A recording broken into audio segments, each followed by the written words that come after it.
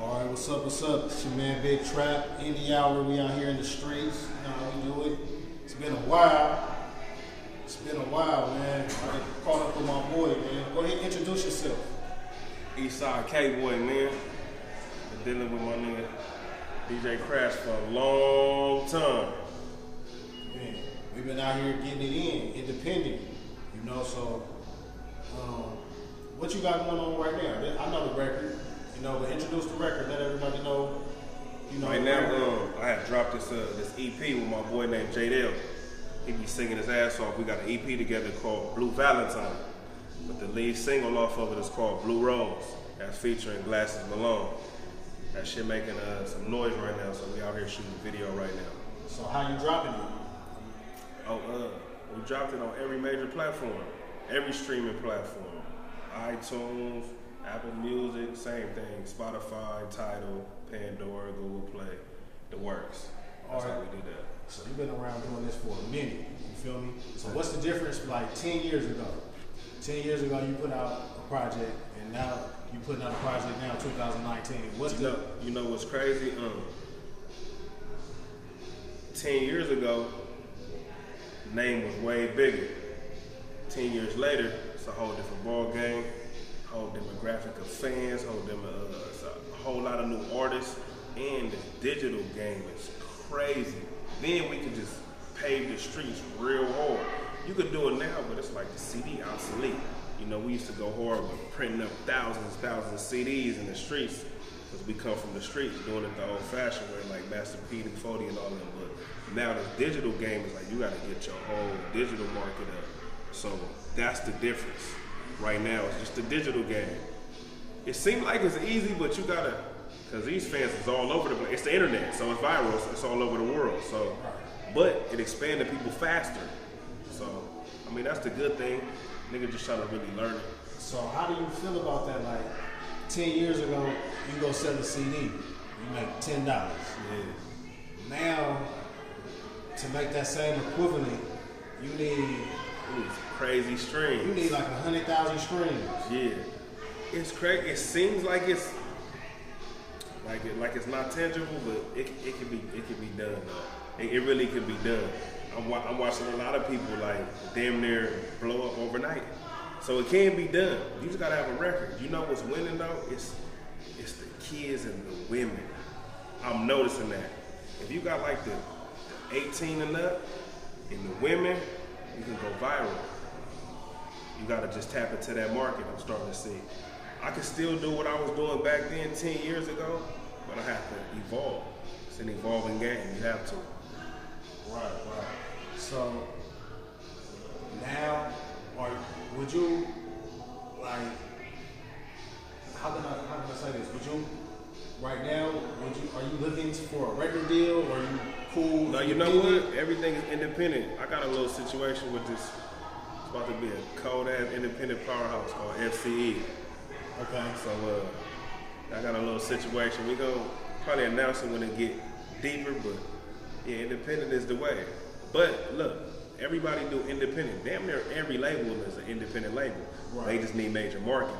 So it's like you can only go independent for so long. You still gonna need that machine behind you. So right. I'm not gonna hit everybody like, yeah, indie. Yes, that is a great way. So all the money can come to you, but you need that machine, bro. Because you need to go to the masses. Some people can still just be satisfied with just, you know, what they satisfied with. But like even with Nip, I always bring him up. Like I'm proud of him. His success, indie all the time. But he needed that machine behind him, that Atlantic machine. So he can get a little bit more exposure than what he's doing himself. He had a whole lot by himself, but look at the machine behind him now. Grammy nominated and all that. It's the machine. It's really him, but it's the machine also. You need the machine, bro. Right, you gotta, at a certain point, you gotta upstream. Of course. Right, you just gotta do business with somebody that can help you. Of course. Reach a larger market. He paved the way. Partnership, man. For sure. Partnership. For sure. So how does it, so you've been doing this for a while. You're rapping in the music business for a while. Like, when you first started, what was the spark that got you, like, really, that made you fall in love in the game? And then, do you still have that? You know what? I didn't have it for a long time. I was having fun with my niggas, with the whole Blue Division movement, Glasses Malone, my Block Boy movement with the homeboy Ace. It was just, we was young, we was hungry, and it was like friendly competition. You know, I come from the class with the Kendricks, the J-Rocks, the Nipseys, the Rockets, 211s, you feel me? So that's my class, the Problem. So everybody was friendly competition, and we made each other better. So that was a spark. Going to the studio and seeing your peers, your fellow peers, and they're like, oh, you doing a song? Well, let me hop on this. You know, as the game evolved, you know, it was younger people. You know how the old heads was calling us the young niggas? Then we started coming like the semi-old niggas and was looking at the young niggas like, man, what are they doing? We was thinking that their music was watered down, but you just gotta evolve though. So at the end of the day, they wasn't doing the same type of music that I was doing, so I really wasn't feeling it. But then again, I was like, you know what, music is music. You can't even get mad or bash anybody, because everybody not for everybody. Right. So, and then I lost my spark just by me being inconsistent and me not being where I thought I should be. All my peers started getting deals. You know, 2010, and people don't know I got shot up, so I think that's when everybody started making a spark around 2010.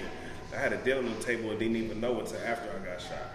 So, you know, just a lot of life issues. I wasn't feeling music for a while. And now this 2019, how long I've been on hiatus for like 4 years? Like I haven't did nothing in like 4 years. So, but my extra spark right now is watching my peers grow and evolve in the game and seeing like, okay, let me get back out there. And I had a tragic loss. I lost my brother. 2017, he got killed due to some street violence. So that's all he ever wanted was me to pop. So I got to keep that going for him. So that's my spark. That's my motivation right now. That's right. How important do you think it is for up-and-coming artists to educate themselves in business and marketing? It's super important. And then everybody know I got the game laced by Jazzy D, Jazzy Management. So he was big on educating yourself and big on getting people that's really managers and not just calling themselves managers and all that. Because a lot of people do that. Everybody had their daddy, their uncle, their moms doing that shit, which is cool, but they really have to know the business. Because when you go in there with some people and they put that black and white down and you don't understand them clauses, then you fuck. So you really have to educate yourself, know what you're getting yourself into, especially marketing, business, just business period. Because at the end of the day, this is the music business, the music industry. So you gotta know, you gotta do a business. Something that I noticed, you know, I've been around as long as you, and something that I noticed is that a lot of people, a lot of our people, they take the emotion. We make emotional decisions, you know, and then I've been victim of that, yeah. And then like the other people though that kind of like run the game, they really all their decisions is like based on numbers. Yeah, like, it's numbers. So analytics. And so like how do you? And it also is going back to the point of us being in the game for a while. Obviously, there was a lot of stuff that we didn't know. We weren't educated on. So, like you knowing that it's probably you're probably not in a position where you could have been because of some simple knowledge that somebody didn't pass down to you. You knowing that, do you pass down knowledge and game to the up and coming generation? Anything I know, I always pass it down to them. I feel like you shouldn't hold it. You shouldn't keep it. I feel like you're gonna miss your blessing like that. Why should I hold some knowledge? And if something I didn't know back then that I know now, I'ma share it. And at the end of the day, it's like, why keep it? Because if it don't work for me, it might work for you. It might work for the other dude. Why not? I feel like we can all be successful because if I gave you the game, and if you're a person like me, it's gonna come back in return. So why keep the game? I know they were saying the game's supposed to be sold out every time. Fuck all that. Give the game up. Especially to your people. You want to see us all win, right? That's how I'm for my people. Let's win, let's eat, because we can all eat together. It's $1 million out here. Why we all can't eat? Man, you're right. Hey, look, so we're talking about being in the game for a while. Break it down. Like, who are some of the people that you said Blue Division? I know about Blue Division. Man, tell the people, let them know the history, man. 18 years old, Glass Malone gave me my first shot at music. His brother Pooh, Jazzy was my manager, still handles my business to this day. They the ones who believed in me. You know what I mean? I started in a group called the Block Boys. My homie Ace, he actually in there right now. And we was thugging it. I was around the 1500s and nothing, like I said before, the Nipsey, the Kendrick, the whole TDE movement. You feel me? Like, I'm still close with them to this day. So, for those who don't know, I've been around forever. Did songs with your favorite rappers from Kendrick to Tyga to Nip, Joe Moses, Paul Wall, Problem. The list go on. The whole TD. Me and J-Rock still like this. So at the end of it, I've been doing it for a long time and really gassing with the best of them. But like I said, me personally, I know I was inconsistent for a while, and my boys kept going. So due to my life issues, I dropped the ball a couple of times. But the great thing is I never had a big chance and a big opportunity. So now I gotta seize this moment right now. Cause you know, it's never too late. It's never too late, bro. It's never too late. It's never too late. So for the youngsters that's watching, do you think your participation in street activities, did that help you advance in your music business, or did it derail you in your music business? It don't never help you advance. We just get this stigma that everybody wants to be a real nigga or wants to hear something from a real nigga. That shit is very cliche. At the end of the day, I think I'm a case of where keeping it real goes wrong. Like at the end of the day, this is a business, like I say. I've been in the streets. Everybody know I'm a Crip, affiliated with the gang life. But at the end of the day, sometimes these people in higher office, you become a liability instead of an asset.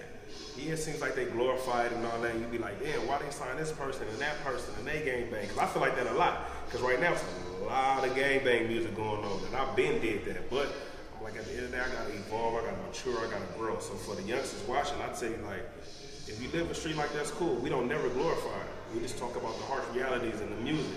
But it's always get took on as, oh, they glorify it. Like, I don't never glorify a Crip. But I also let niggas know that if you gonna do it, then do it all the way. Be smart about it, because I can't stop you from doing anything. But if I could do it all over again, I would. I wouldn't tell you to do it at all. Everybody live a street like you don't necessarily gotta be a Crip of blood. But like I said, that just, it shines down on people. Not too many Crip of bloods got endorsements. For sure. You feel me? Like, I always bring Nip up, bro, because, you know, but he's a great businessman. So they fuck with him, man. He get endorsed by these people. A lot of niggas get sponsorship. They don't know the difference between a sponsorship and endorsement. Right. Nigga, endorsement, nigga getting paid to wear that shit. Sponsorship, they just gonna give you shit for free. I want to get endorsed, bro. That's big. Like, he's doing big things. So that's kind of like an example of basically showing us, like, you can still rep where you from, but this is you gotta business conduct world. business. It's business, so you gotta conduct you gotta business. know how to turn it off. Of course. Like, so have you ever been in a position where you're in a place because we doing music, we got a show or something, and here come your enemy, an enemy, like for sure street enemy with another rapper that you probably work with. How does a person react? How do you deal with that? Hey man, I done been in a lot of them situations. What I do is, me and that so-called enemy, we know who each other are. We already know we in the room. Sometimes the best thing to do is just don't even say anything. I still talk to that individual, that rapper that I do music with. I won't even say nothing to it. I'll tell you, you don't even gotta introduce him nothing, because we already know the deal. And right here, in this place of business, is not the place for ignorant activity. No place is, but this is really not the place. So it's about de-escalating. Yeah, you have to. Not escalating the situation. You have to. It's like, why? What if this was just? What if a so-called enemy come in right now? They gotta shoot a music video too. This is not the streets. This is a film studio. They ain't gonna look at each other like it is what it is. And if it's that serious, we know what it's gonna do when we see each other again in the streets. But 9 times out of 10, it don't even be that serious. Because niggas be wanting to do records with each other anyway. It's just the politics though, bro. Right. Unless it's your real main enemy, you just can't do nothing about it. But other than that, niggas really be wanting to fuck with each other. I done seen that a gang of time. Right. As long as I've been in this, niggas really be wanting to work with each other, bro. For sure. So, are there any other things that you're doing along with the music? Like, you got merch, or you doing like acting? Or? Right now, it's really just getting the music back. Okay. You know what I mean? And letting everybody know I'm back. For the ones who know me, and for the people that don't know me, let them know that I'm here. Okay. And I've always wanted to be an actor. You know what I mean? I got a lot of connects in that. Merch should be coming soon, but really, the music is the focus. And you know, the music is going to open up other doors for what people really want to do anyway. Sure. I'm trying to learn this business and other business too. So education is key. Education is key. All right, so we're gonna wrap this up. So go ahead, name of the project, name of the single.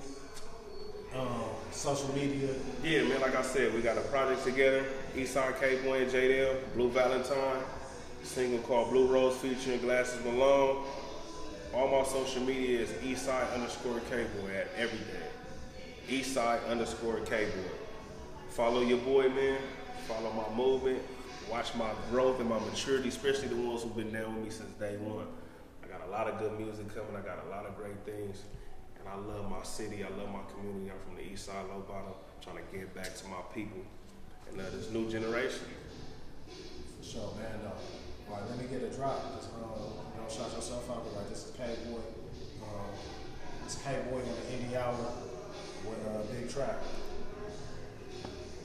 Yo, what it do? It's Eastside K-Boy in the Indie Hour with my homeboy Big Trap.